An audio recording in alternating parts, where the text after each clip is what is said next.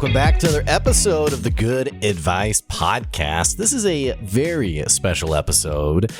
We just talked about earlier this month celebrating 5 years of good advice. And so I dug into the Good Advice content vault because that's a thing. And I looked at, what were the most popular episodes that ever aired on the podcast in the last 5 years? And looking at the list might surprise you. And actually what I'm very surprised about is this number 10 slot, only because this episode just aired last month and it already made it into the top 10 of the most downloaded episodes ever. No surprise there because this guest was incredible. It was Orrin Klopper, who is the founder of Net-Sure-It. We talked about his entrepreneurial journey as well as really what you need to be thinking about when you hire and retain amazing talent for your business. This was a great conversation, and if you enjoyed it, stay tuned for more episodes on our top 10 countdown coming at you every week. Enjoy number 10. But before we dive in, a word from one of the amazing businesses that sponsor the podcast. There's one single piece of advice that I give to business owners who are ready to scale their business drastically. And that's knowing exactly what you need to hand off so that you can continue focusing on what you're an expert in. It amazes me when I talk to business owners who are doing their own bookkeeping and tax prep, and worse, that they're going through all of this paperwork at 10 o'clock, 11 o'clock, even midnight, slaving away trying to make sense of all of the numbers for their business. Business owners who are making it happen have already figured out that you can't do it all yourself. That's why I recommend Steve Lay with Equity Business Solutions. Not only is he an expert in bookkeeping and tax prep, but what I love about Steve is that he'll sit down with you and help you make sense of the value of your business beyond just reading a spreadsheet. You'll be able to make better decisions, and more importantly, you're going to save yourself the crucial time you would have spent going through QuickBooks or an Excel spreadsheet or whatever it is that keeps us up late at night. So save yourself some time and some money by giving Steve Lay a call at Equity Business Solutions, and he'll show you the value beyond your numbers. Go to equitybusinesssolutionsllc.com to find out more. Orrin, how's it going today?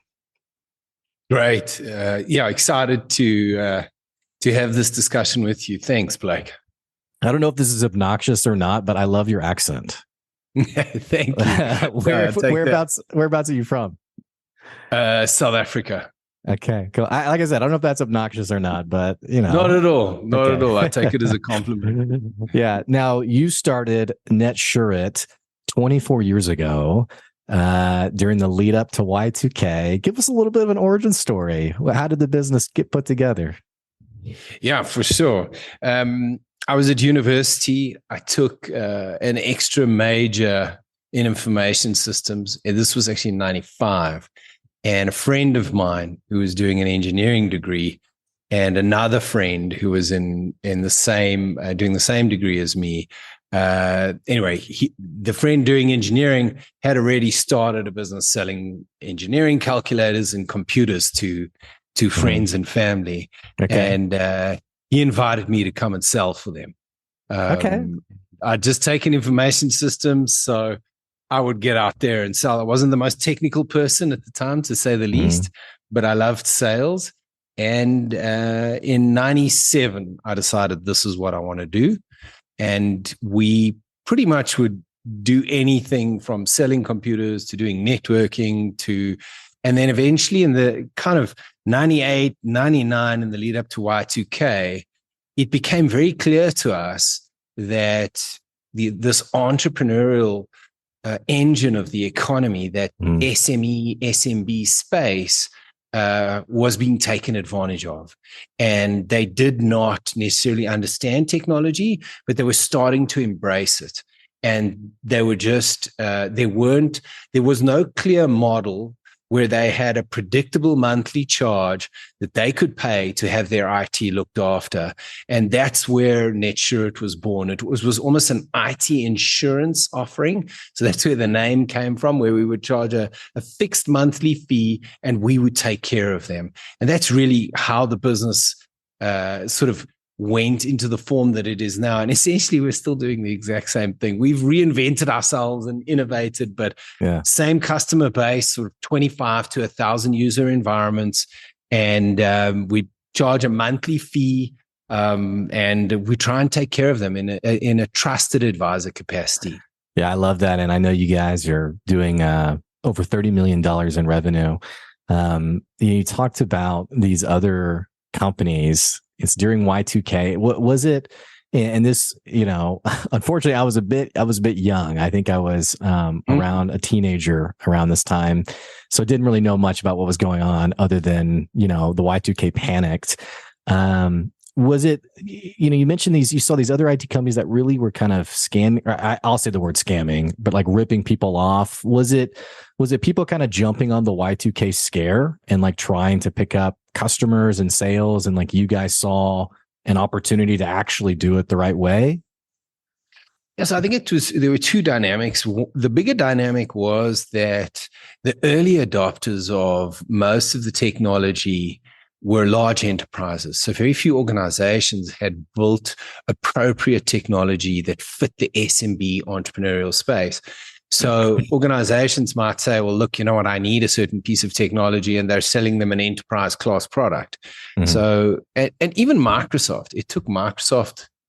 I remember I used to fight with them. They have these things called gold competencies, and they didn't have one for small business until, I can't remember exactly when. I think it was 2003, and I would fight with them saying, but we focus on small business, So I think a lot of the large enterprises that were providing technology solutions to business had built those solutions around larger businesses. So that was one of the reasons.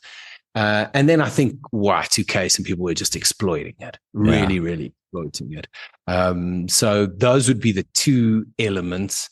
And it was also just a sense of purpose as well. When you see this entrepreneurial part of the economy and the impact it can have, and how those businesses can grow into serious economic force in any country, it just felt like we were doing something deeply meaningful. Yeah, it actually kind of and I don't want to get too off base here, but it kind of reminds me of like crypto today, of how it's this exciting, like the whole technology is like very exciting, but there is like a multitude of bad actors and people realizing like opportunities to make money, rather than really digging into, the new technologies and really providing a meaningful service. But I don't know if that's a fair analogy or not. I think it's a fair comparison when you look at the life cycle of blockchain and crypto, and that balance of regulation and speed and agility and innovation. Yeah. And sometimes where the speed, agility, and innovation wins and there isn't the regulation, that's where some of those scary things can happen. There's no question it's here to stay. And it can have a massive impact as it comes out of this absolute bloodbath that it's in right now. Right. But it's great technology, and hopefully it won't get over-regulated and die. Yeah. But I think it's a fair comparison. Yeah. Now, not to back up too far, but you said something in your introduction that really piqued my interest. You mentioned how you loved sales. And one of the most common, and I know you're highly involved in just entrepreneurship in general. One thing that I hear often from entrepreneurs, and there's probably quite a few listening to this podcast who really dislike sales, heavily dislike having to get out there and sell to people. And it's not even just like the rejection side of it. I was talking to a guy the other day who was like, I just don't like it. I just don't like doing it. I think it's just interesting that you like sales. I'd love to hear more about, what was it that you liked about sales? What's your perspective on sales? Tell us more. Yeah. So let me just weigh in on entrepreneurs that don't like sales. That's so. I think there are a couple of perspectives. One, you're in denial. Because it's very hard to build a business if you can't convince people to join you, and you can't convince customers to buy from you. And if you've somehow been able to establish and grow a business and you don't enjoy sales, best you have a partner that absolutely loves it. And you look at a lot of the startup and the VC funding world, they look very favorably on businesses that are two people versus just one people, as two founders versus one founder. But now I absolutely love sales. And I was talking to a friend of mine the other night, and we'd had an event. He's a friend of mine that I met through the school I went to, but also through Entrepreneurs Organization. And we were talking to his two kids, and we were sharing entrepreneurial sort of thoughts. And like, to this day, nothing excites me as much as a lead. The only thing that's first, and then second is actually closing the deal. It's got to be one of the greatest feelings as any leader or entrepreneur in a business. And if you don't enjoy it, I think you really need to make sure someone standing right next to you absolutely loves it, because you get different types of salespeople. Like, you get some salespeople that are technocrats, and in their mind, there is only one way to do the solution correctly. And you find sometimes those people are actually really good salespeople. So we have that type of salesperson in our technical pre-sales. They're not the most diplomatic people. I tell you straight, they will not call themselves a salesperson, but they are so straightforward and candid about what they believe is the right solution and what's good for your business that you end up buying from them. So you get many different styles and flavors of salespeople. What's your advice for the young entrepreneur, not age young, like young in their business, who is afraid to sell because they don't want to not deliver on what they've promised? They don't want to let someone down. They don't want to piss someone off. They don't, whatever it is, but the people who are scared to sell, any encouragement for them? For sure. You have to listen to a book. I think it's called Rejection Proof. I must just remember. It is absolutely brilliant. And the idea in it is every no means you're one step closer to a yes. So every time you get rejected, say your ratio is 1 in 10, every time you get rejected, you're one step closer to the yes. The book is by Jia Jiang, called Rejection Proof, and it's just amazing. And I believe most entrepreneurial stories of growth and crossing that chasm, they can tell you a myriad of stories about how they got rejected. Oh yeah, and it's that resilience and resolve. I mean, I remember I was at the end of my schooling. Before I went and lived in the UK for a year.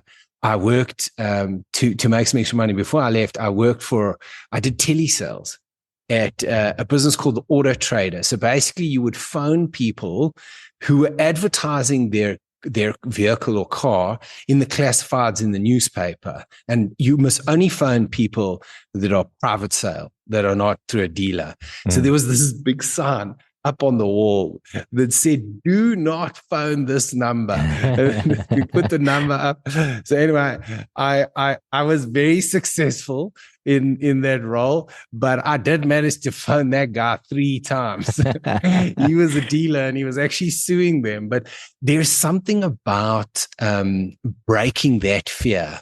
I remember in the early days of the business, I think there were 6 of us, and we all had a daily cold calling target.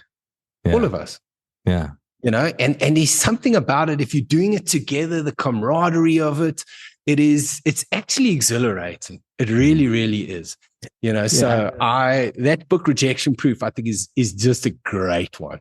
Yeah, we'll put that book, guys. We'll put the book in the description, the comments of this episode, so you don't lose track of it. But I love how you phrase that, like kind of breaking through the fear of selling, breaking through the fear of rejection.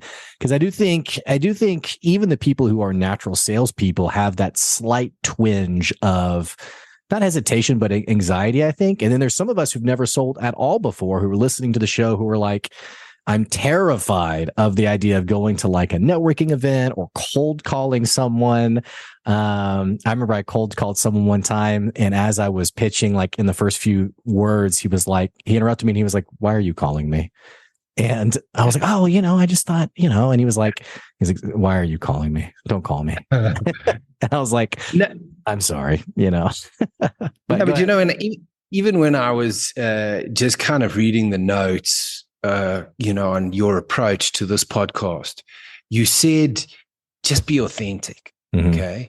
And I can tell you now that I think there might sometimes be a misperception amongst entrepreneurs and business owners that a salesman is a certain type of person. Yeah. But if you, some of that, the Gallup have that strength finder tool set that they use, and there's a sales dynamic of that as well.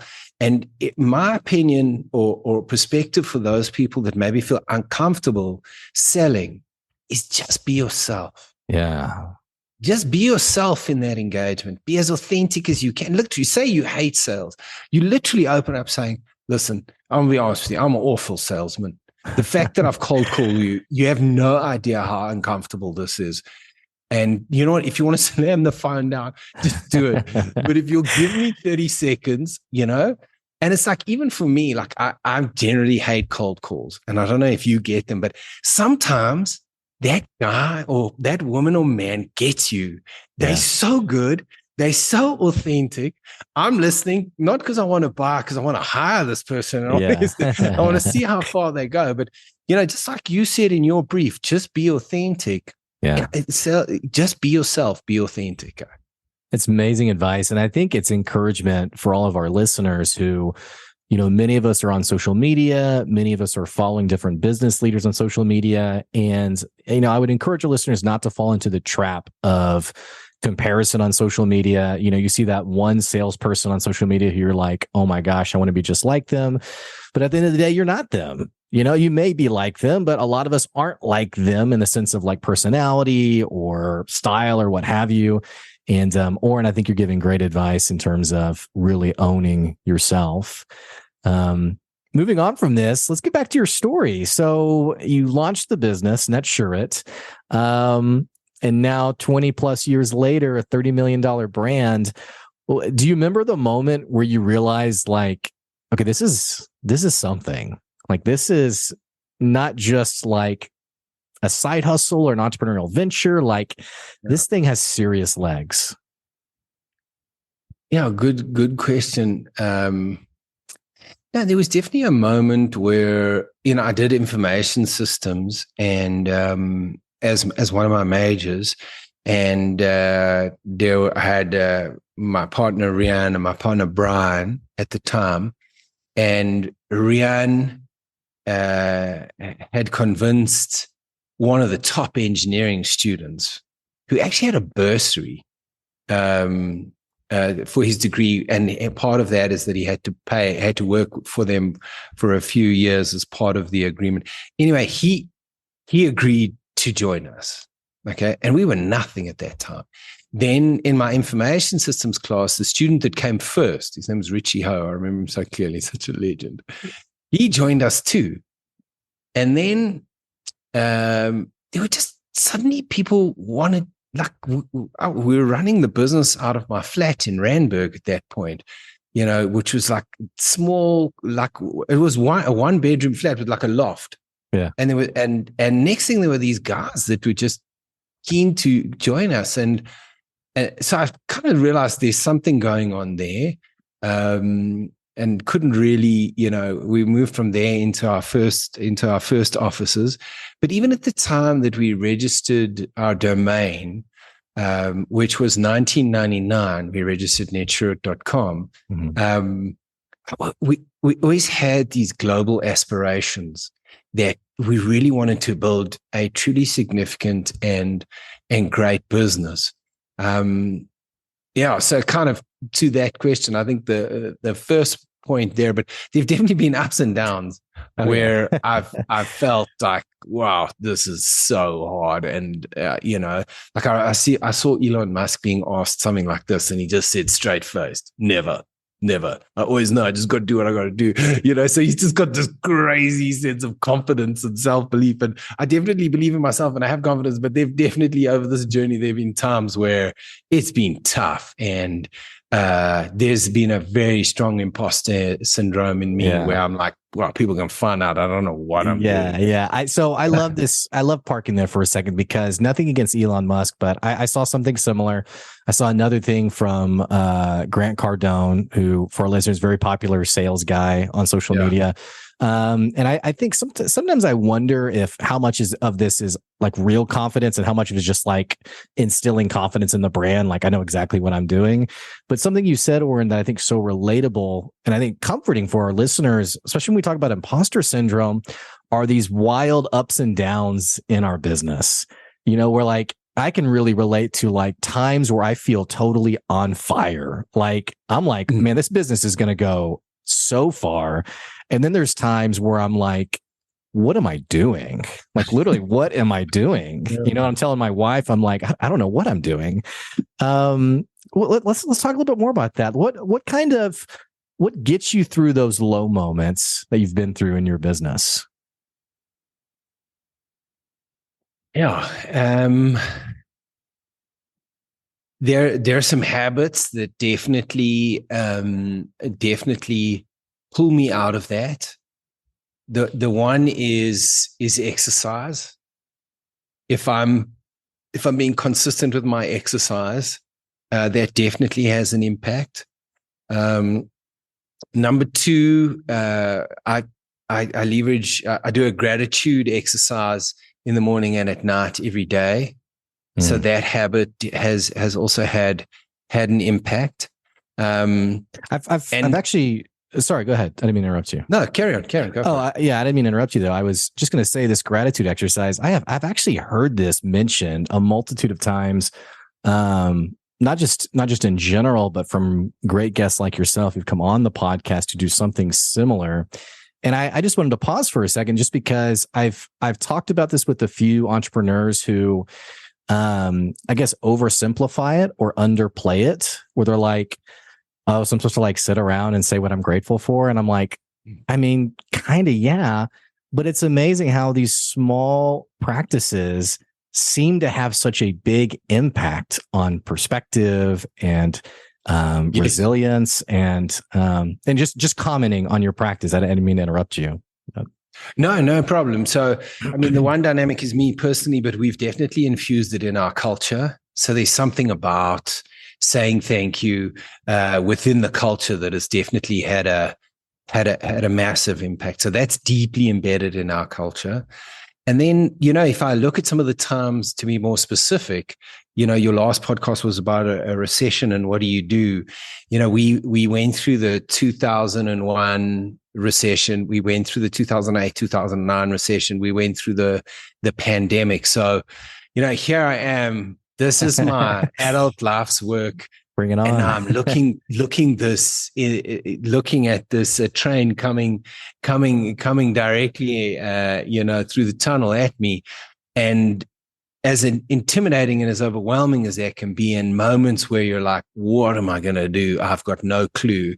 We were just unbelievably decisive and moved very, very, very quickly. And who knows? We didn't know that they were going to be the right decisions, but we made the decision. We followed through. We were gentle and respectful on the people. We went out of our way to protect customer relationships, and we protected cash flow like crazy. So sometimes when it really looks bleak, just being decisive and taking action has definitely energized me and motivated me through some of those real dips. Yeah, no, that's great advice. And I love, I do think what you said reminds me of something I was thinking of earlier about being decisive. Something that I've mentioned on the show before is, and it's not meant to be negative, but it's the understanding that no one's coming to save you. And I say this because So I'm living in a part of the United States it's fairly Christian, fairly religious. And I remember early on in my business praying, like, God, just bring me a customer, please. Like, bring me something. And I remember I had a friend of mine who was like, hey, God's not going to bring you a customer. No disrespect to my faith. It was just like, there has to be, like, you have to get up and go and do something and like go out and get those customers. And I resonate with your comment on being ultra decisive, because I think this is true for a business, is that a lot of times we get paralyzed in what's the right decision, or I'm going to wait and see. And I think there's something to be said about embracing the risk and making the decision, knowing full and well, this may be the wrong decision, but I'm going to move so that I don't freeze or I don't die or what have you. Yeah. So, yeah. And the other thing in those times that we've done a lot of that has really, really helped is just over communicate. And maybe the last one that has helped with imposter syndrome and dips and troughs in my entrepreneurial journey is I joined an entrepreneurs organization back in 2003, and having a peer group, whether it's through your church, whether it's through your industry, whether it's through entrepreneurs organization. So entrepreneurs organization have $1 million criteria, but they also have an accelerator program, which is for smaller businesses that are going to get there. And then YPO also, those peer groups. So when I was dealing with a difficult time, I could present the challenge to other entrepreneurs. And then leveraging the concept called Gestalt, which is both prevalent in YPO and EO, whereas you share from experience and you don't give advice.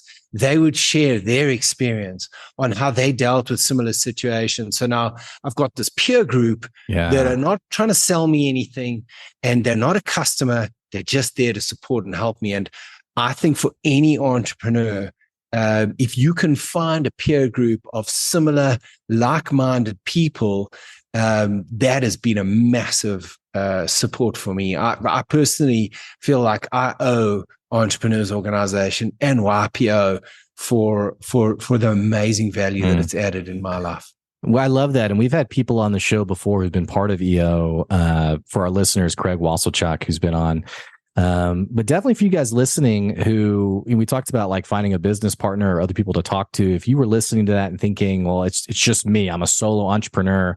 Orrin, I think your advice on finding a peer group is great advice. And I think it's great advice also because a lot of times when we're starting out or we're small or this thing is, we're trying to grow this thing, we have like the social media effect of like, I have to present the business as being like amazing, everything's great. I remember this person who posted on social media for months about how amazing her business was.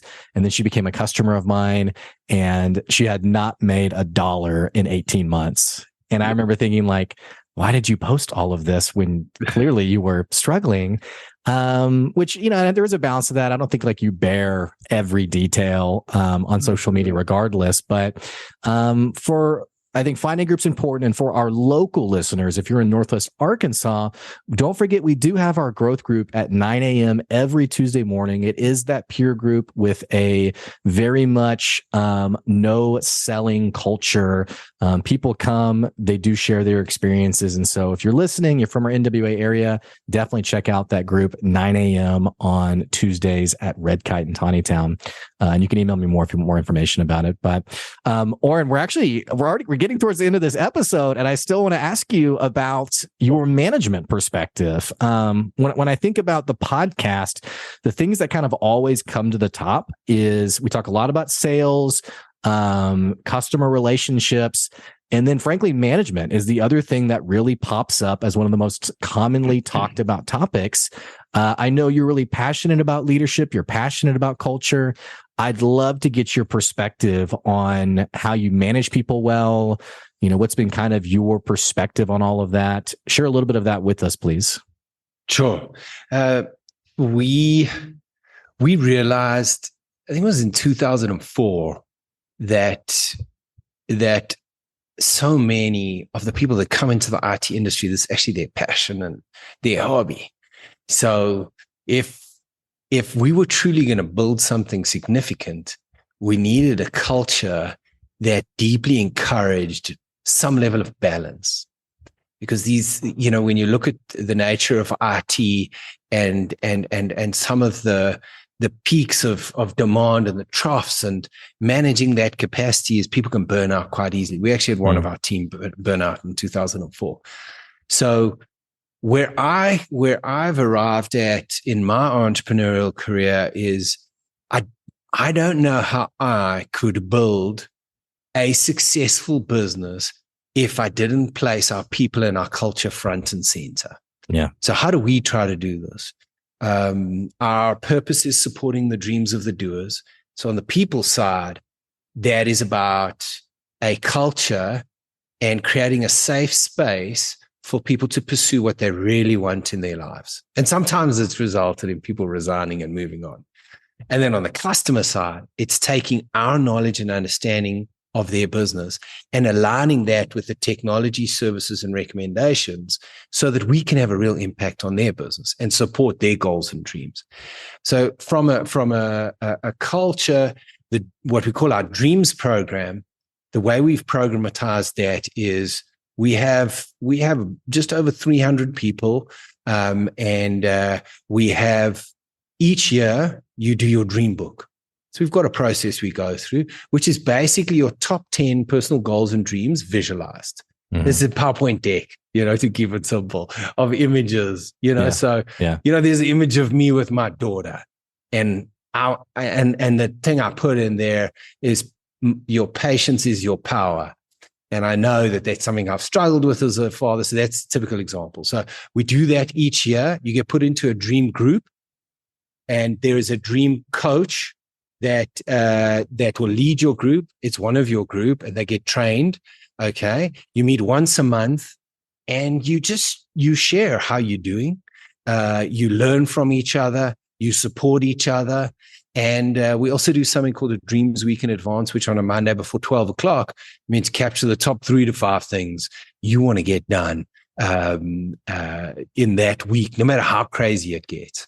Yeah. So, it's like if you go to Glassdoor on Netshirt, okay, and you go and look at some of the reviews, some of them say, this company's not great. They said the Dreams program was optional. It's more like a cult. They just force you to do it, things like this. But it's like, this is our purpose. Yeah. This is so when I'm interviewing people, I always say to them, look, if this doesn't resonate with you, you're going to miss one of the most powerful parts of spending time working this. Then rather not choose not. So it's quite difficult to say, like, is culture optional or not? It's its own debate. But that's really our sort of my perspective on it. I love it because I just appreciate how you have a philosophy of thinking about the whole person. Because I think so many, and especially you guys who are listening, who maybe your entrepreneurial venture is a side hustle and you're still like in that 9 to 5, maybe corporate structure. I think you guys can really resonate with this, how many businesses are so interested in the one thing you bring to the business, your job, that they are disinterested in the rest of the person. The things that they care about, the struggles that they have. I think about businesses that actively suppress side hustles and entrepreneurial interest of their employees. So I think it's great that you guys obviously have a passion for the whole person. And just for our listeners, studies have shown that when you care for the whole person, that it lifts that person in terms of the performance that they have. And so if you're thinking about your people making you more money, you might think about, how can I care for that whole person and not just for that singular part of them? So, Orrin, this has been an amazing episode. Man, I need to have you back. There were so many great things. I wanted to dive a little bit more into your backstory. I read here this note about you having gone to 9 schools as a kid and getting kicked out of 3. And then it says 6 out of 9, not bad. So we'll have to, that'll be the little teaser for the next time, if you're willing to rejoin us for another episode. Orrin, what's the best way for people who would love to hire you and work with you, or maybe there's someone listening who's thinking, I wonder if I could get a job with this company. Talk about both those groups, please, if you can. For sure. If you want to get hold of me, whether it's work with us or potentially hire us for your business. So I would say 3 different ways. One is LinkedIn. So you can find me, Orrin Klopper, on LinkedIn, ORRIN, and then Klopper, KLOPPER. You can email me, Orrin@netshirt.com. And you can also just you can text me directly or call me on my mobile, which is 917-517-7763. I'm very responsive. If I don't reply, message me again, because there'll be a reason why I didn't. Yeah. Orrin, so generous of you to make the time to come on the show today. You gave some amazing advice. Thank you so much. I appreciate you. Thank you, Blake. I'm very grateful. Hey, for our listeners, I'm going to put those details, except for the phone number. It's not going to be in the actual description, but I'll have everything else that's going to be in that description of the episode. If you enjoyed today's episode and this is your first episode to listen to, what the heck are you waiting on? Click that subscribe button so you can keep getting good advice wherever you are in your business. Don't forget, if you're a business owner and you want to advertise on the podcast, you can email me at blake@goodadvicecoaching.com. Maybe you want to be a guest on the show. Definitely reach out to me and let me know. Or if you're listening and you want to support the podcast, you can also go to our Patreon. It's at patreon.com/goodadvice. And of course, we appreciate all of our supporters of the show. That's today's good advice. We'll catch you later. See ya.